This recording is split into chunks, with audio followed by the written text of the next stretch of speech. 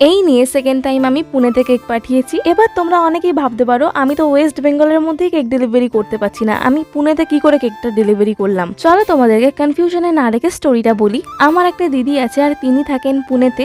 যখন কাকিমা দিদিদের বাড়ি যাচ্ছিল তখন দিদি আমার কাছ থেকে কেকের অর্ডার করেছিল। আর প্রথমবার যখন অর্ডার করেছিল তখন আমি ভিডিও বানাতে পারিনি, কারণ অনেক বেশি চাপ ছিল সেদিন। আর সেকেন্ড টাইম যখন কাকিমা দিদিদের বাড়ি যায় তখন এই কেকটা কাকিমা অর্ডার করেছিল দিদির জন্য। তো যেহেতু কাকিমা ফ্লাইটে করে নিয়ে গেছিল কেকগুলো, তার জন্য কিন্তু কেকটা ড্যামেজ হয়নি বা নষ্টও হয়ে যায়নি। আর যেহেতু এটা খাওয়ার জন্য কেকটা নিয়েছিল তার জন্য আমাকে বলেছিল তোমার যেমন ইচ্ছা তুমি তেমনই বানিয়ে দিও কেকটা। আর তখন আমি একটু বুঝতে পারছিলাম না যে কি ডেকোরেশন করব, কি করলে ভালো লাগবে দেখতে। তখন আমার যেটা মনে হচ্ছিল তখন আমি সেইভাবে করে কেকটা রেডি করে দিয়েছি। যাই হোক, তোমরা তো অনেকেই হাওড়া থেকে আমাকে মেসেজ করো কেক নেওয়ার জন্য, কিন্তু ডিস্টেন্সের কারণে কিন্তু আমি কেকটা দিতে পারি না। তো তোমাদের জন্য আমার কাছে একটা সলিউশন আছে। এই বনুটা থাকে হাওড়াতে আর সে কিন্তু খুব সুন্দর সুন্দর কেকের ডেকোরেশন করে আর সে কিন্তু খুব ভালো করে কেকের ভিডিও বানাতে পারে। তোমরা চাইলে তার চ্যানেলটা গিয়ে একবার ভিজিট করে আসতে পারো। যাই হোক, তোমরা আমাকে অনেকে কমেন্ট করেছো যে আমার বেন্টো কেক তুলনামূলক অনেক ছোট হয় দেখতে আর ওজনেও অনেক নাকি কম। তো এখানে তোমাদেরকে দেখিয়ে দিচ্ছি কত ওজন হয়েছে কেকটা। তো আজকের জন্য এতটাই, আবারও নেক্সট ভিডিওতে তোমাদের সাথে কথা হবে।